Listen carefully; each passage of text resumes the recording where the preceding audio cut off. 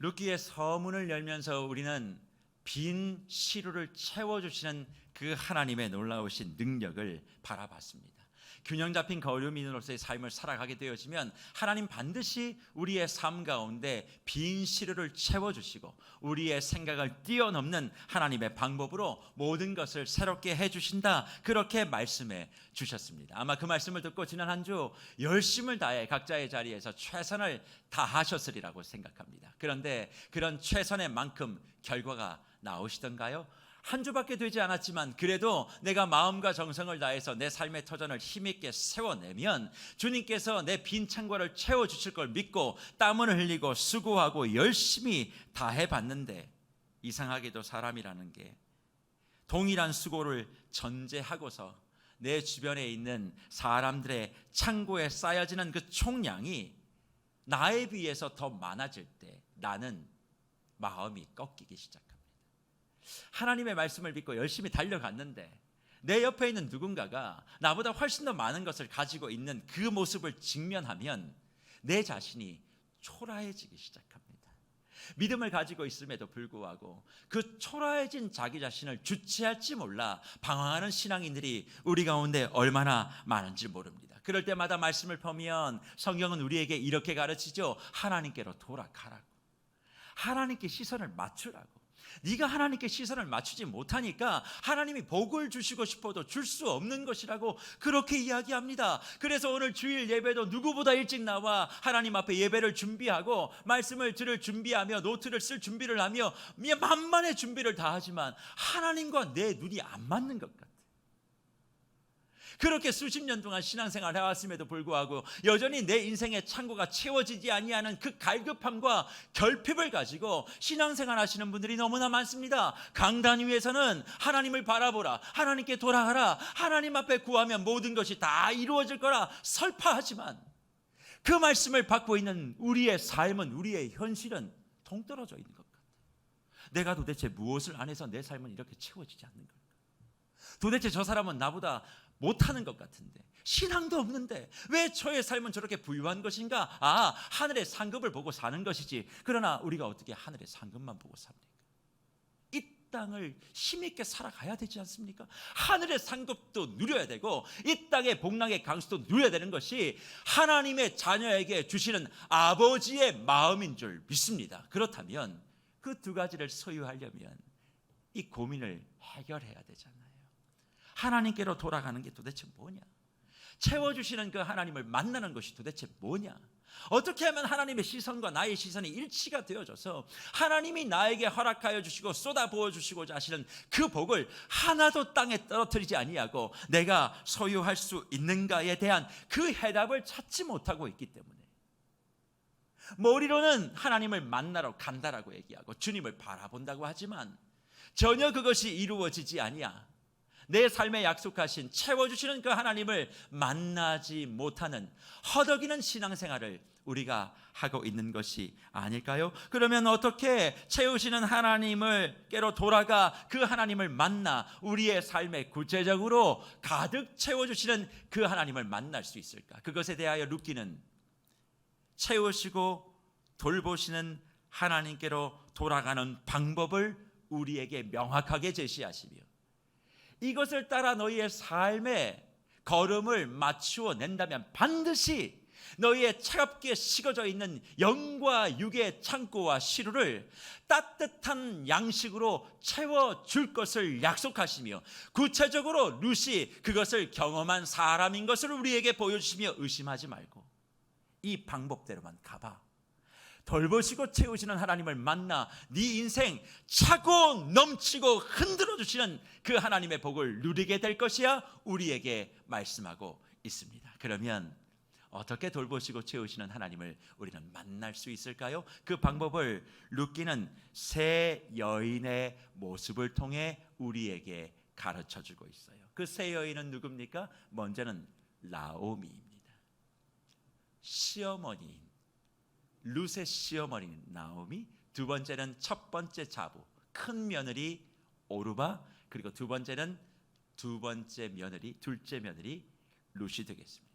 이 나오미와 오르바와 룻의 모습을 통하여, 특별히 모압을 떠나 베들레헴으로 걸어가는 그 여정 위에 있는 이 세 여인이 세 번의 대화를 했다. 성경은 그렇게 기억하는데, 세 여인의 세 번의 대화 속에 나오는 각각의 모습을 따라가다 보면 그것이 돌보시고 채우시는 하나님을 만나는 방법임을 우리가 알 수 있고, 그 세 여인을 우리 앞에 앞서 인생의 발자국을 내어주시며 그 발자국을 밟고 걸어가. 그러면 돌보시는 채우시는 하나님을 만나 너희의 인생의 복락의 강수를 누리게 될 것이다. 우리에게 말씀해 주고 있는 것입니다. 그러면 세 여인이 모압으로부터 베들레헴으로 걸어가며 그 길 위에서 나누었던 세 가지 대화의 시작, 성경은 어떻게 우리에게 기록하고 있을까요? 룻기 1장 6절부터 7절의 말씀 첫 대화는 이렇게 시작합니다. 그 여인이 모압 지방에서 여호와께서 자기 백성을 돌보시사 그들에게 양식을 주셨다 함을 듣고 이에 두 며느리와 함께 일어나 모압 지방에서 돌아오려 하여 있던 곳에서 나오고 두 며느리도 그와 함께 유다 땅으로 돌아오려고 길을 갔다. 그렇게 말씀하고 있습니다. 오늘 6절과 7절 말씀에서 우리가 주목해야 할 것은 바로 7절의 말씀이에요. 7절에 뭐라고 얘기합니까? 있던 곳에서 나왔다. 그러면 왜 있던 곳에서 나왔느냐? 6절 말씀에 보니까 하나님이 자기 백성을 돌아보셔서 그들에게 레헴, 양식을 주신다는 이야기를 듣고 떡집 베들레헴으로 가야 되겠다, 그렇게 결심하고 여인들이 발걸음을 옮겼다, 그렇게 말합니다. 그런데 오늘 7절 말씀에서 특별하게 성경은 무엇을 이야기해요? 있던 곳에서 나왔다. 아니, 모압에서 그냥 베들레헴으로 떠났다, 그렇게 이야기하면 되지 않습니까? 그런데 이 성경의 원어는 좀 더 구체적으로 이렇게 얘기합니다. 그녀가 있던 곳에서 나왔다. 그녀가 있던 곳에서 나왔다. 각자가 있었던 그 삶의 자리를 다 뒤로 하고 하나님이 원하시고 바라셨던 그 베들레헴으로 출발했다, 그렇게 말씀하고 있어요. 성경을 무심코 읽고 지나가다 보면 이 7절에 나오는 이 의미를 그냥 아무런 생각 없이 지나가시는 성도님들을 보게 되어집니다. 그러나 여기엔 의미가 있어요. 왜요?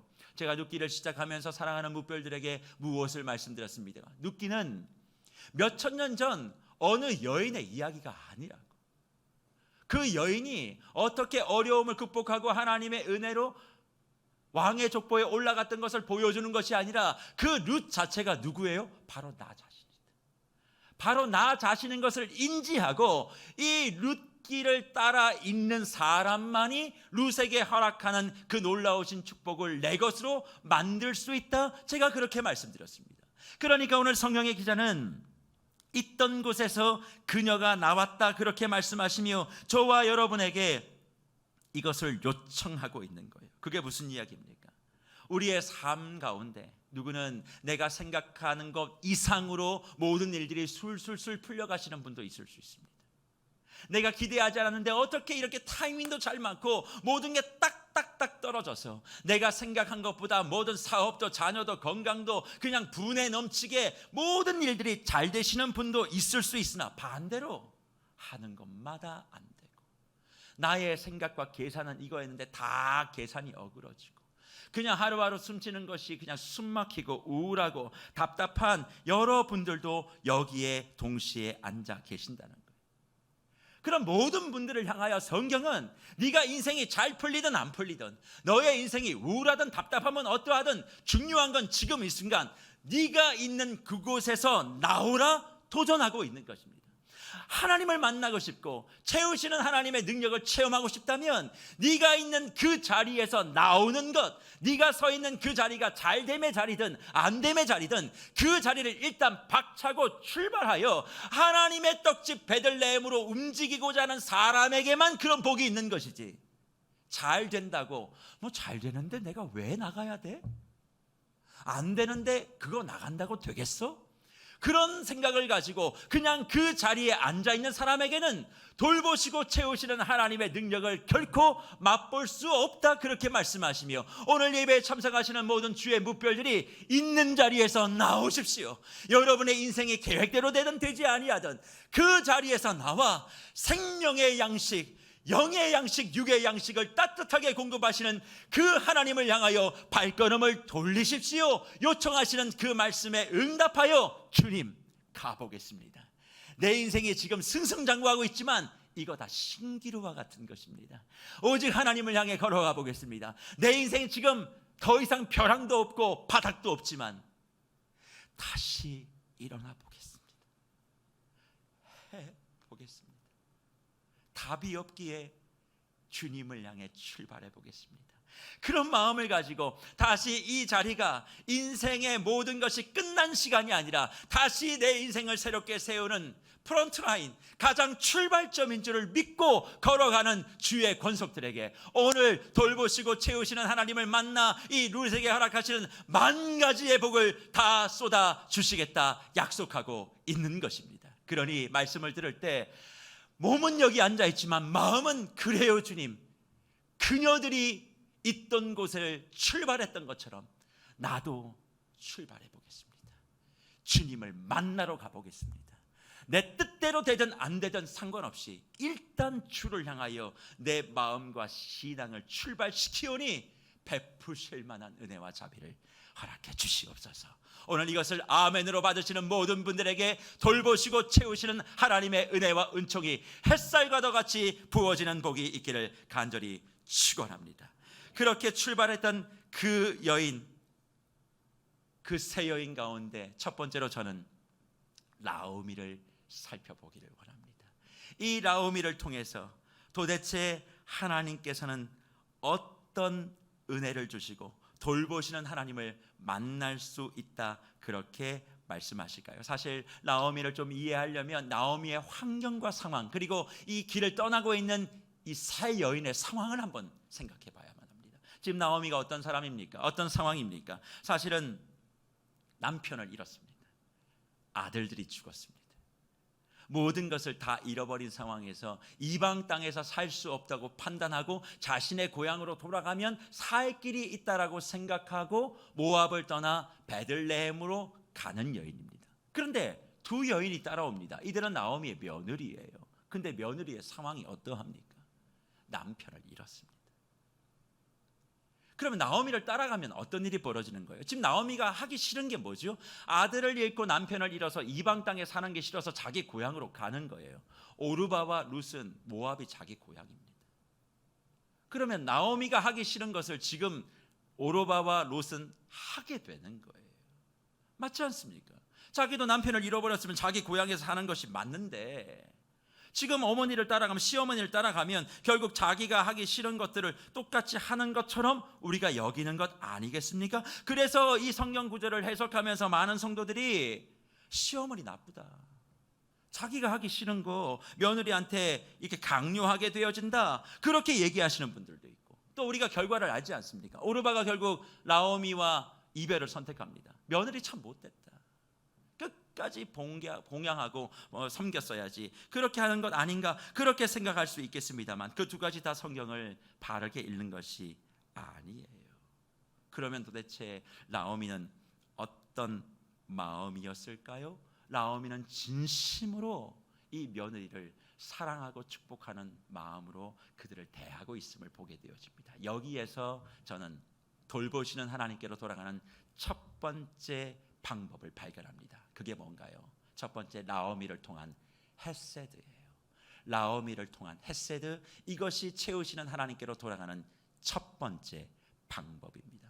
나오미를 통한 헤세드라는 말이 무엇인가 한번 보십시오. 이 며느리를 향하여 시어머니인 나오미가 던지는 말은 이것입니다. 본문 8절과 9절의 말씀이죠. 나오미가 두 며느리에게 이르되 너희는 각기 너희 어머니의 집으로 돌아가라. 너희가 죽은 자들과 나를 선대한 것 같이 여호와께서 너희를 선대하시기를 원하며 여호와께서 너희에게 허락하사 각기 남편의 집에서 위로를 받게 하시기를 원하노라 하고 그들에게 입맞춤에 그들이 소리를 높여 울었다. 그렇게 말합니다. 시어머니인 나오미가 며느리에게 했던 얘기는 딱 두 가지밖에 없습니다. 첫째는 어머니의 집으로 돌아가 각기 남편의 집에 위로를 받으라는 거예요. 어머니의 집에 돌아가 각기 남편에게 위로를 받으라는 얘기는 뭐냐? 너의 고향으로 돌아가서 새 가정을 일구고 새 출발을 하라는 이야기입니다. 나 따라오지 마라. 너 고향으로 가라. 왜 나를 따라오려고 하니? 너 앞길 창창하다. 너 좋은 남자 만나서 새로운 가정 이루고 새롭게 시작해. 그것이 시어머니 나오미의 첫 번째 말이었고, 두 번째는 너희가 나를 떠나간다 할지라도 하나님이 너희를 뭐 하신다? 선대하실 것이다. 이 선대라고 하는 원래 히브리 성경이 우리가 잘 알고 있는 헤세드입니다. 하나님의 헤세드가 너희를 보호할 거야. 너희를 축복할 거야. 너희가 나를 떠난다 할지라도 하나님의 사랑과 인애와 은총은 반드시 너희를 보호해 줄 것이야. 그렇게 말을 하는 것이지요. 도끼 눈을 뜨고 시어머니가 며느리들에게 나랑 안 가면 저주받는다 말한 거 아니에요. 진심을 다해서, 정성을 다해서, 너 출가 외인이잖아. 이미 우리 집 사람 아니야? 그러니까 끝까지 나와 함께 있어야 돼. 너 나를 복양해야 돼. 섬겨야 돼. 그렇게 말한 것이 아니라 어머니의 집에 돌아가서 각기 남편의 집에 위로를 받아. 너 나랑 갈 필요 없어. 나랑 안 가도 하나님이 너의 인생을 보호하고 인도하고 축복할 거야. 그렇게 말해주는 거예요. 참 이런 이야기를 들을 수 있는 며느리들은 복받은 며느리들입니다. 그럼 이런 얘기를 하면 또 우리 이 한국의 시어머니들과 며느리들의 묘한 관계론 이것도 의심합니다. 목사님 그 모르셔서 그렇습니다. 시어머니가 떠보려고 하는 이야기입니다. 거기에 걸려들면 우리 죽습니다. 무조건 그때는 순종합니다. 아닙니다 어머니 그렇게 얘기해야 되는데 나오미가 그런 걸 잘 알고 떠보는 이야기입니다. 그래 보십시오. 오르바와 룻이 첫 번째 가도 돼요? 안 하고 아닙니다 얘기하지 않습니까? 그러니 절대 목사님 순진하게 말씀을 보지 마세요. 현실을 보고 이 말씀을 보십시오. 그러시는 분들이 있으시더라고요. 하지만 나오미의 이 말은 그냥 떠보는 말이 아니라 진심으로 두 자부를 사랑하고 여호와의 이름을 걸고 축복하는 그런 모습을 보여주고 있어요. 신앙이란 이름과 미명 안에서 며느리들에게 어떤 행동을 강요하고 누군가의 삶을 통제하는 것이 아니라 지금 베들레헴으로 걸어가는 길, 이건 내가 가는 거야. 너희는 너희의 길을 가. 새롭게 시작해. 내가 진짜 하나님의 이름으로 너를 축복해. 하나님이 너희를 살필 거야. 그렇게 말씀해 주고 있다라는 것입니다.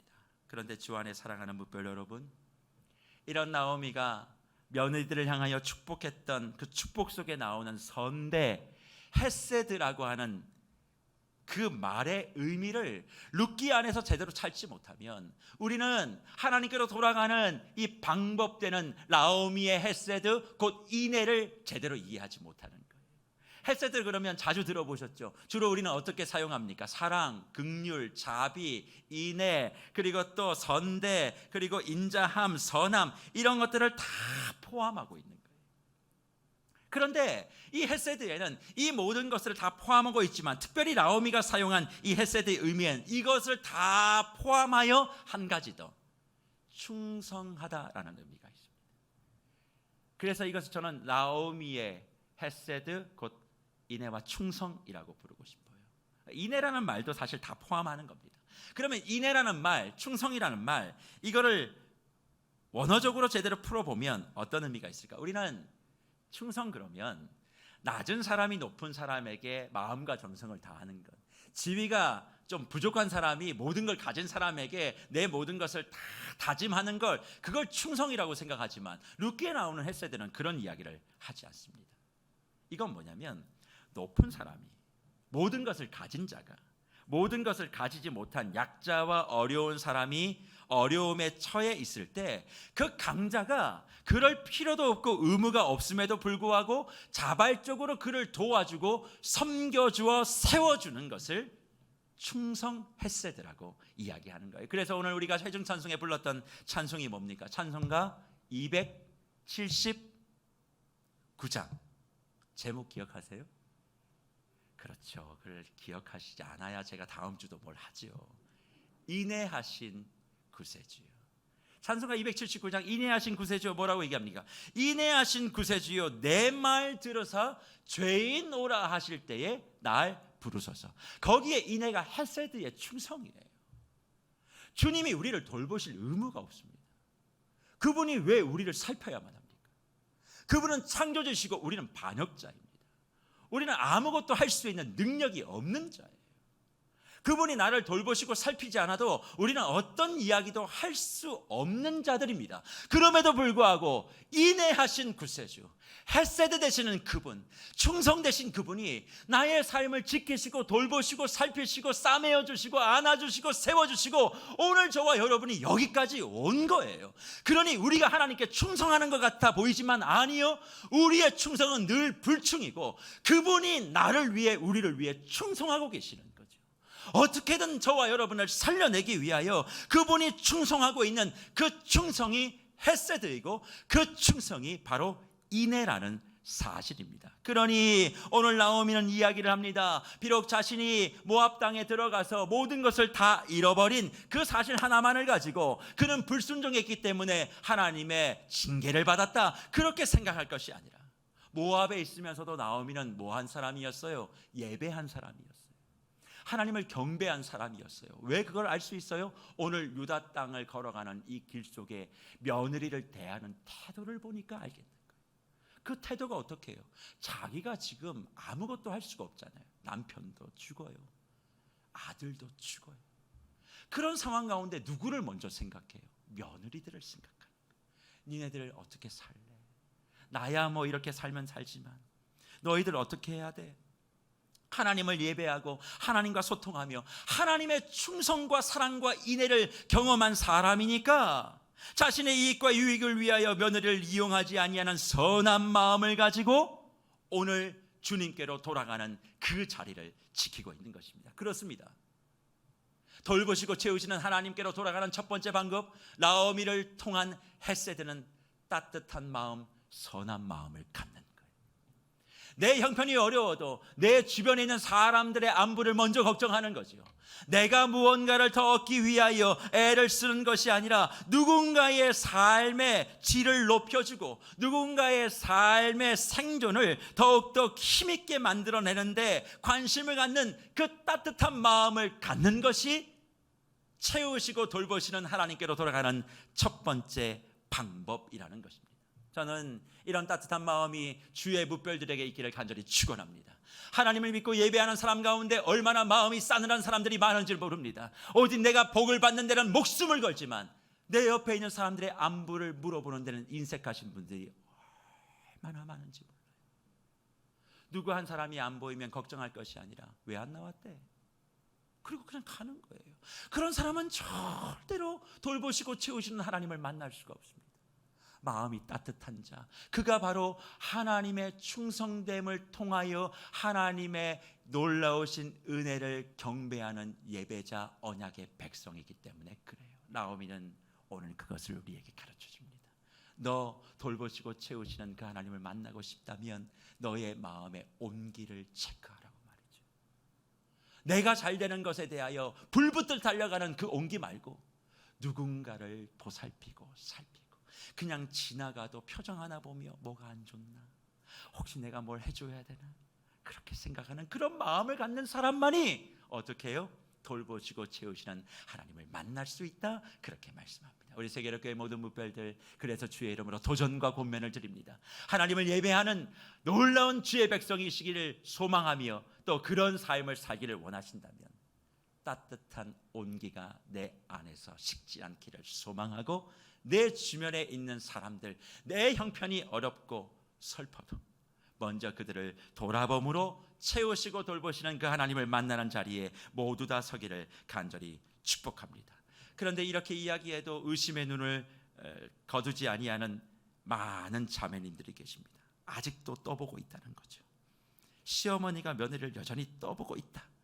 그런데 그런 그 의구심에 대하여 나오미가 뭘 하는 줄 아십니까? 입을 맞춰요. 입을 맞춘다는 것은 공식적으로 너와 나의 관계가 이제 자유하게 됐다에 대한 상징적인 표시입니다. 그러니까 말로만 한 게 아니라 입을 맞춰줌으로 너 자유인이야, 너 이제 우리 사람 아니야, 너 날개 달고 활활 날아가. 그러니까 나오미는 자신의 마음과 말과 행위의 모든 것을 다해서 진심으로 그 며느리들을 사랑하고 축복해 준 거예요. 그러니까 이 마음을 진실로 느꼈던 며느리들의 반응이 뭡니까? 소리를 높여 울기 시작합니다. 저게 진짜라는 걸 아니까. 내가 봐왔던 어머니의 모습이 진짜라는 걸 아니까 소리를 높여 울게 됩니다. 그러면서 뭐라고 얘기해요? 아니에요, 아니에요. 우리는 어머니와 함께 어머니의 백성에게로 돌아가겠다. 그렇게 이야기하는 거죠. 그러자 나오미가 뭐라고 얘기합니까? 두 번째 이야기를 시작합니다. 더 강력하게 오늘 본문 11절과 13절에 며느리를 향하여 이렇게 권면하죠. 나오미가 이르되 내 딸들아 돌아가라. 너희가 어찌 나와 함께 가려느냐? 내 태중에 너희의 남편될 아들들이 아직 있느냐? 내 딸들아 되돌아가라. 나는 늙었으니 남편을 두지 못할지라. 가령 내가 소망이 있다고 말한다든지 오늘 밤에 남편을 두어 아들들을 낳는다 하더라도 너희가 어찌 그들이 자라기를 기다리겠으며 어찌 남편 없이 지내겠다고 결심하겠느냐? 내 딸들아 그러지 아니하리라. 여호와의 손이 나를 치셨으므로 나는 너희로 말미암아 더욱 마음이 아프다. 그렇게 고백하고 있습니다. 첫 번째 대화에서는 두 며느리를 향하여 쓰지 않았던 단어를 사용합니다. 내 딸들아, 내 딸들아, 내 딸들아. 그렇게 세 번 그렇게 부르면서 진심으로 너희의 삶이 잘 되기를 소망한다. 그렇게 말하고 있는 거예요. 사실 나오미의 지금 상황이 어떻습니까? 흉년에 의하여 자기의 삶이 텅텅 비어진 창고를 경험했던 사람입니다. 남편과 아들이 죽으면서 가정의 텅 빔을 경험했던 사람이에요. 그런데 두 번째 대화를 들여다보면 삶의 터전과 가정의 텅 빔뿐만 아니라 한 여인으로서 자신의 삶이 텅 비어 있음을 눈물로 고백합니다. 한 여인으로서의 자신의 삶이 텅 비었다는 말이 도대체 무엇일까요? 오늘 본문 말씀 12절에 보면 내 딸들아 되돌아가라. 나는 늙었으니 남편을 두지 못하리라. 그렇게 고백하는 것을 두고 나오미의 나이를 할머니로 생각하시는 분들이 계십니다. 제가 그래서 어느 분께 여쭤봤어요. 룻기에 나온 나오미는 몇 살 정도 돼 보이는 것 같으세요? 그랬더니 그분이 제게 이렇게 답했습니다. 빨라도 60대 초반, 보통은 70대 이렇게 얘기하시는 거예요. 정말 60대, 70대 나오미일까요? 그렇지 않습니다. 나오미의 나이를 유추해보면 고대 근동 문화적 배경으로 유추해보면 40대 초반에서 50대 초중반입니다. 40대 초반에서 50대 초중반 된 여인이 남편을 잃고 아이들을 잃고 두 며느리를 데려가며 그들을 입맞춰서 자유하게 하고 헤세드의 선대함을 축복하고 있는 거예요. 그러니까 우리가 생각하는 나오미에 대한 개념을 빨리 버리셔야 돼요. 너무나 젊고 그도 앞길이 창창한. 그런데 왜 목사님 12절에 내 딸들아 되돌아가라. 나는 늙었으니 남편을 두지 못한다. 그렇게 말하고 있는 것일까요? 이것은 그 당시 사회 문화적 배경으로 생각해보면 지금은 납득이 안 돼요. 그러나 그 당시의 문화로 생각해보면 무슨 이야기야? 나이가 많아서 늙었다는 얘기가 아니라 아이를 가질 수 있는 몸 상태가 내가 아닙니다. 그 뜻이에요. 여인으로서 아이를 가질 수 있는 그런 상태가 되지 못했기 때문에 나는 늙었다. 그래서 나는 더 이상 남편을 만날 수 없고 아이를 출산할 수 없고 그래서 여자로서의 내 인생은 이제 끝났다. 지금은 이해가 되지 않지만 그 당시로서는 충분히 가능한 이야기예요. 그래서 남편을 내가 어떻게 만나겠느냐, 두어서 아들을 어떻게 낳겠느냐, 또 내가 설사 그런다 할지라도 니들 어떻게 그거 기다릴래? 하야 이쉬라는 말을 쓰는데 이게 남자에게 속했다는 말이거든요. 그러니까 유다로 지금 가고 있는 그 길에 결혼을 어떻게 해요? 그리고 결혼해서 어떻게 아이를 낳아요? 이게 이제 불가능한. 그러니까 자신의 삶은 희망이 하나 없다라고 하는 것을 이야기하며 나 희망 없는 여자야. 그러니 희망 없는 나를 따라오지 말고 너희의 날개를 펴고 너희는 희망 있게 살아. 그 이야기를 하고 있는 거예요. 그런데 이게 얼마나 자신에게 고통스러운지 뭐라고 얘기합니까? 13절 하반절에 여호와의 손이 나를 치셨으므로 나는 너희로 말미암아 더욱 마음이 뭐해요? 아프다. 그렇게 얘기해요. 그러니까 아프다라고 얘기하면 그래 마음이 좀 아팠나 보다 그렇게 생각하시잖아요. 아니요.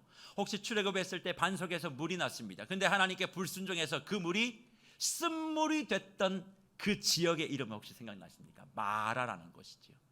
오늘 나오미가 내 마음이 아프다라고 했을 때 사용했던 단어가 마르, 곧 마라, 곧 쓰다라고 하는 말을 우리에게 주면서 결국 내가 지금 가슴이 아픈 게 아니라 내 인생 완전히 주저앉았어.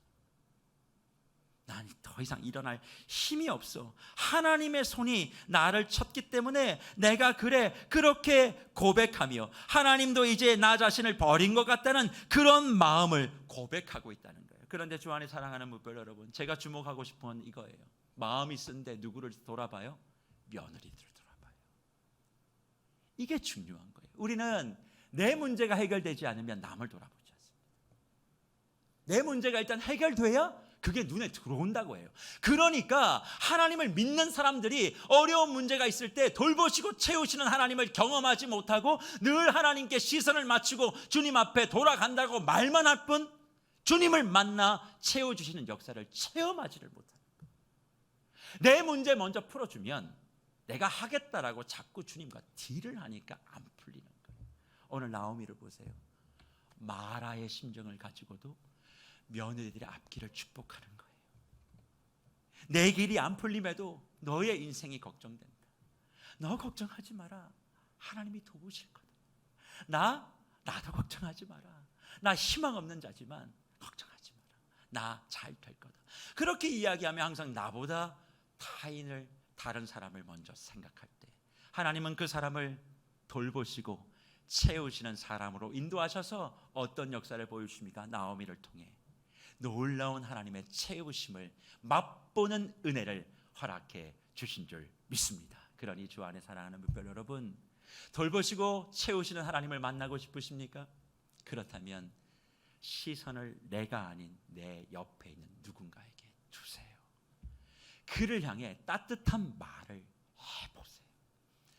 내가 너무나 버겁지만 그를 따뜻하게 품어줄 때 주님은 돌보고 채우는 나를 만나기 위한 너의 그 모습이 참 귀하다 그렇게 생각하시며 저와 여러분을 흔들고 넘치는 복으로 반드시 채워주실 것입니다. 나오미를 통해 허락하여 주신 헷세들을 기억하시고 따뜻한 마음, 선대하는 마음을 가지시고 더욱더 돌보시는 하나님을 만나 복의 복을 누리시는 저와 여러분들이 되시기를 간절히 축복합니다. 그런데 이 말씀을 듣고 이제 며느리들의 반응이 나타나기 시작합니다. 도대체 오르바와 이 룻은 어떤 반응을 보일까요? 오늘 말씀의 하이라이트는 14절입니다.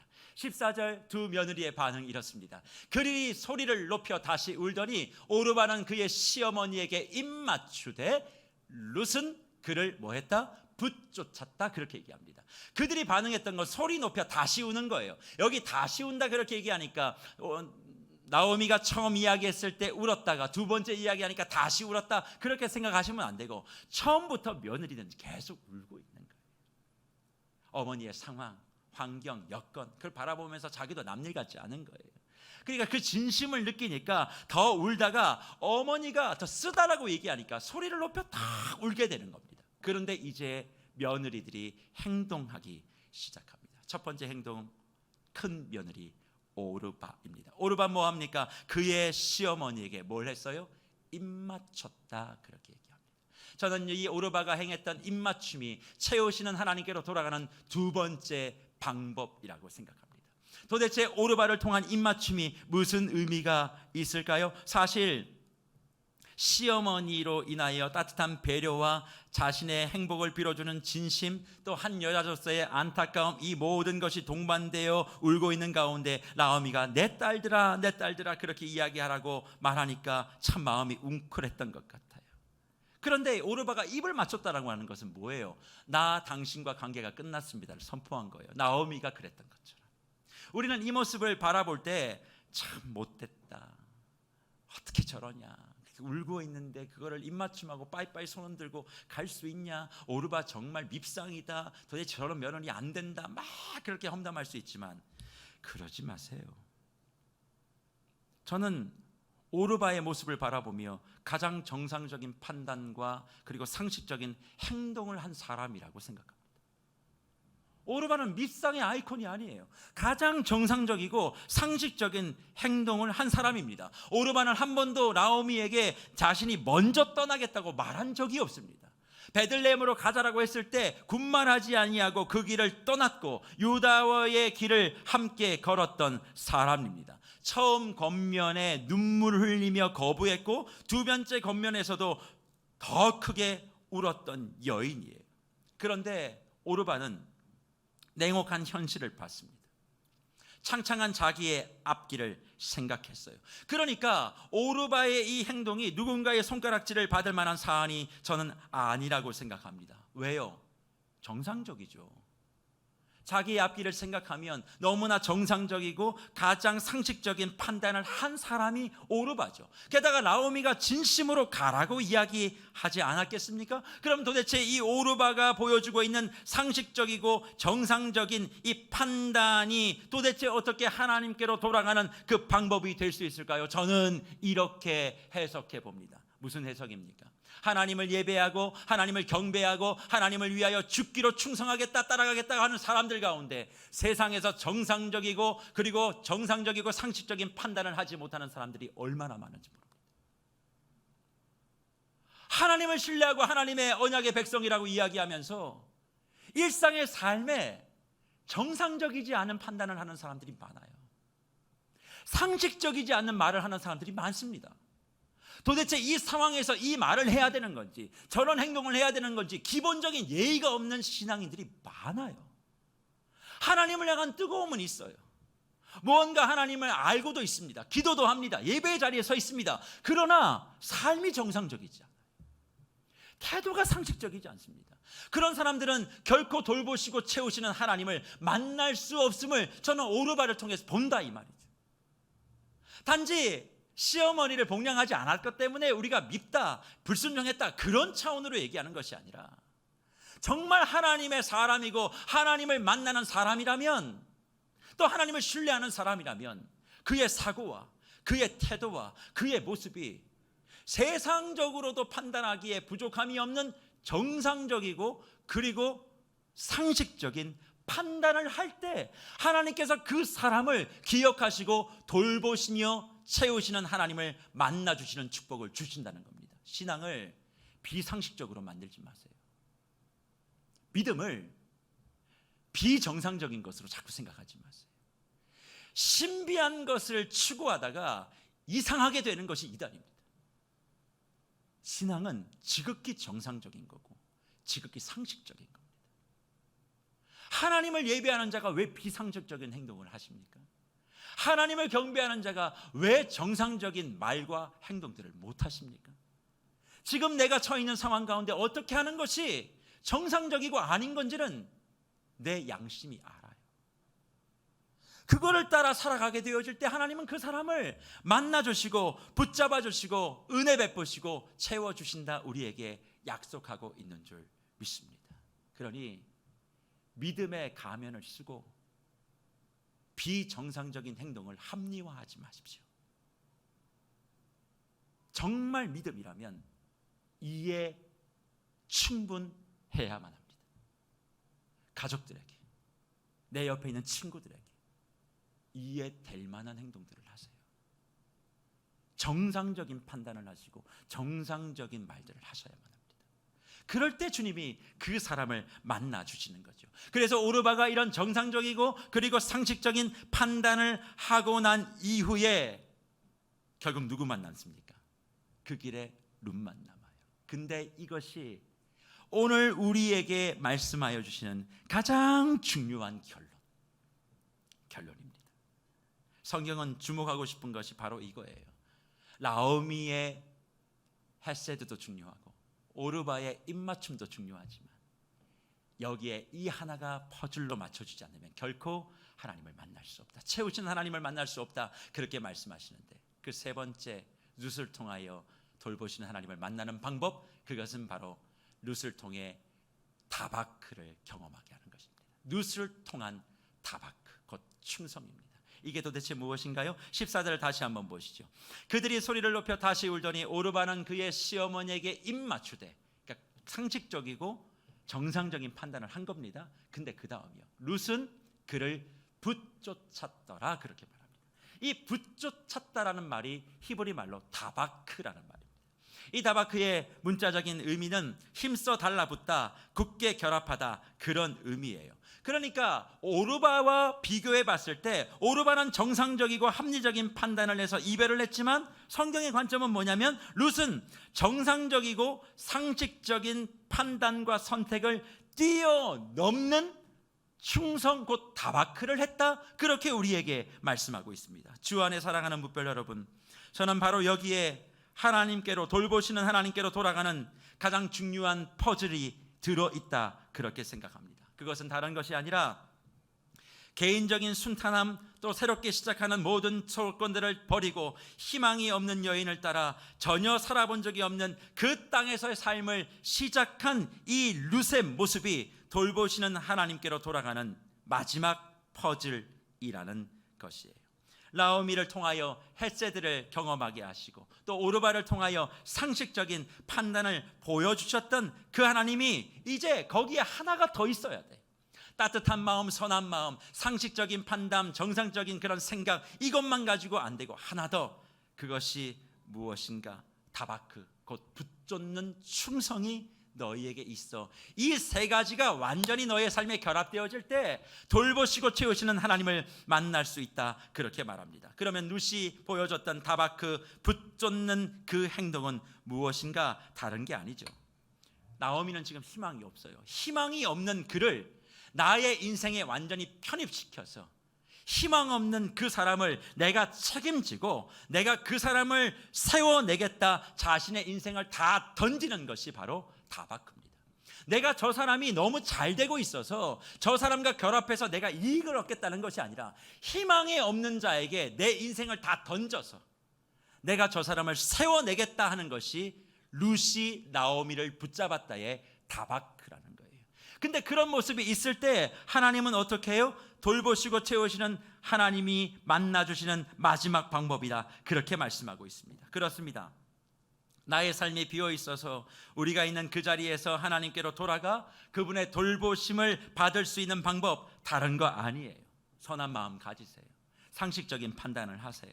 하지만 그것을 기본으로 하고 이제는 그 범주를 넘어서는 충성스러움이 우리에게 실현되어야만 합니다. 앞길이 창창한 여인이 멋진 남자도 아니에요. 능력이 있는 사람도 아닙니다. 세월이 가면 갈수록 더욱더 힘이 없고 자기 부담감만 가중되어지는 그 사람에게 자신의 모든 것을 다 걸었다. 이것이 바로 성경의 헤세드에 반응되어진 다바크, 곧 충성이라고 우리에게 말씀하고 있는 것이죠. 주 안에 사랑하는 뭇별 여러분, 정상적이고 상식적인 판단을 한다 보면 이런 선택이 쉽지 않습니다. 그러나 주님은 말씀하시는 거예요. 그걸 뛰어넘어야만 한다.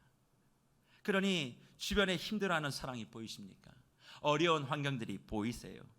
그러면 그 사람 때문에 내가 손해보는 것 같아 보여도 그 사람을 내가 품고 저를 세워내는데 내 모든 것을 다 내어놓겠습니다, 그렇게 다짐하며 구체적으로 그런 삶을 살아가는 사람에겐 하나님께서는 돌보시고 채워주시는 내가 너를 만나 너의 창고를 가득 채워주시겠다 약속해 주신다는 것이죠. 가정 안에 손 내밀고 싶지 않은 사람도 많고 저 사람 때문에 내가 손해본 것도 많고 여러 가지 조직 안에서 공동체 안에서 그런 사람들이 있을 때 우리는 그런 사람들을 외면하고 싶습니다. 그러나 희망이 없고 나를 힘들게 했음에도 불구하고 그 사람에게 내가 다마크하겠습니다.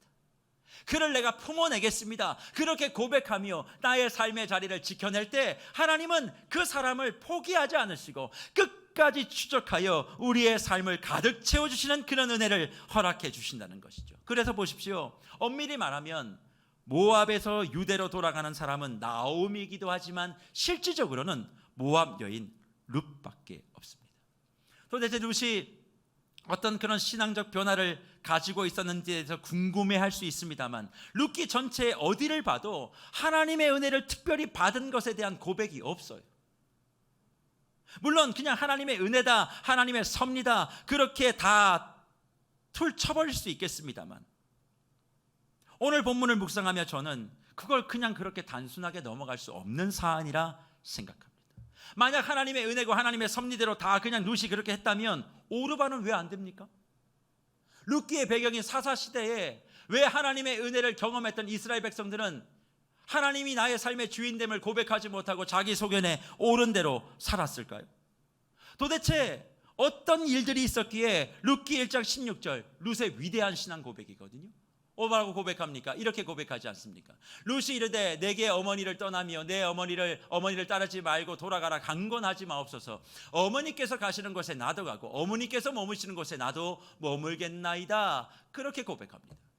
그러면서 뭐라고 이야기합니까? 어머니의 백성이 나의 백성이 되고 어머니의 하나님이 나의 하나님이 될 것이다. 이 놀라운 위대한 신앙의 고백을 하는데 룻기의 어디를 살펴봐도 신앙과 믿음의 변화가 나오는 것이 전혀 없어요.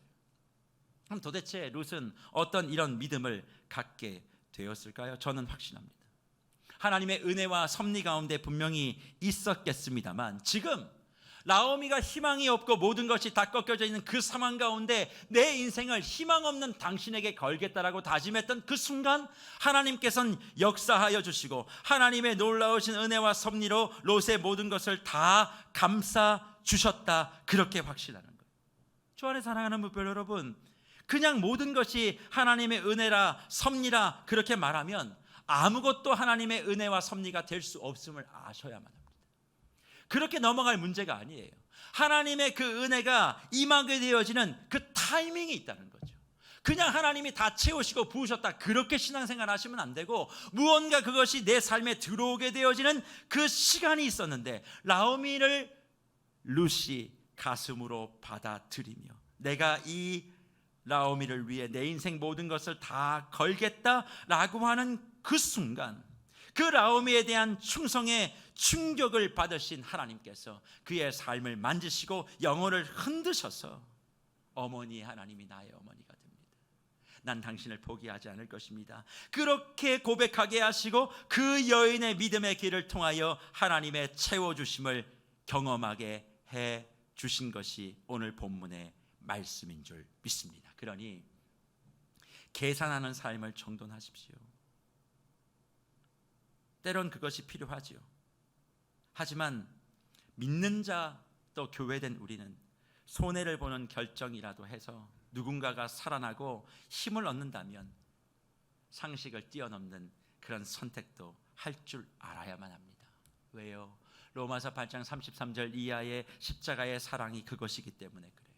큰 위험을 내포하고 죽음에 이르는 충성을 통해 얻어진 생명과 사랑을 소유하고 있는 것이 저와 여러분이기 때문에 내 주변에 연약한 형제와 자매가 있으면 먼저 손 내미시고 그들을 품어 안는데 다박 충성할 때 하나님이 내 인생을 만나주시고 돌봐주시며 가득 채워주시는 것입니다. 그러니 돌아보세요. 나는 신앙생활을 오래 해왔음에도 불구하고 왜 하나님께서 나를 돌보시지 않고 채우시지 않는 것 같은 그런 결핍을 갖고 있는 분들이 있다면 나에게 나오미의 선한 마음이 있는가? 나에게 오르바의 상식적이고 그리고 정상적인 판단이 있는가? 그리고 나에게 룻의 다바크 목숨을 걸고 생명을 걸고 나도 어렵지만 누군가를 세워내기 위해서 그 사람의 인생을 내가 책임지겠다라고 다짐하고 걸어가고 있는 그 믿음이 있는가? 이 세 가지 중에 어느 하나만 빠져도 우리는 돌보시는 하나님께로 돌아가는 삶을 살 수 없는 것이죠. 그러니 오늘 이 말씀을 우리에게 펼치며 무엇보다도 은혜의 대장정을 지나가고 있는 세계로 교회를 향해 하나님은 이렇게 말씀하시는 것 같아요. 교회는 손해보는 곳이다. 지역을 위해 예수 믿지 않는 사람을 위해 손해보려. 왜 우리도 이게 힘든데 그걸 하냐고 묻지 마라. 없는데 왜 그걸 하냐 말하지 마라. 교회는 그런 곳이다. 하나님의 사랑은 그런 것이다. 그 하나님의 사랑과 충성이 너희를 위해 일하고 있다면 너희도 그렇게 일해야지. 저는 소망합니다. 이 지역 때문에 세계로 교회가 복받는 것이 아니라 우리 교회 때문에 이 지역이 복받기를 축복합니다. 그러기 위해선 손해를 감행해야 하는 거예요. 계산을 가지고 교회를 사역해서는 안 됩니다. 오직 하나님이 부어주실 것만을 바라보며 우리 이 지역을 향해 믿지 않은 영혼을 향해 다바크하는 인생을 걸어가야 되고 헤세드의 마음을 가져야 되고 그리고 입맞춤의 그런 마음을 갖고 걸어가게 되면 하나님이 우리의 빈 창고는 알아서 채워주실 것이에요. 우리의 인생도 마찬가지입니다. 저와 여러분의 삶을 가득 채우고 싶으십니까? 그렇다면 다른 거 하지 마세요. 그저 내 삶 채워달라고 기도하는 것도 필요하고 예배하는 것도 필요합니다. 그런 정상적이고 상식적인 신앙의 행위 반드시 하셔야만 합니다. 그러나 그것을 뛰어넘는 다바크. 내가 먼저 손 내미는 게 손해보는 것 같지요? 아니요. 손 내미세요. 그래야 하나님 채우세요. 내가 먼저 품어 안아요. 그래야 하나님 채우시는 거예요. 네가 하면 할게, 그런 건 없어요. 말씀을 마무리하며 우리 귀한 주의 묵별들에게 진심으로 도전합니다. 돌보시고 채우시는 하나님을 만나는 그 길을 우리 앞에 새 여인의 발자국을 통하여 주셨습니다. 그 발자국을 거부하지 마십시오.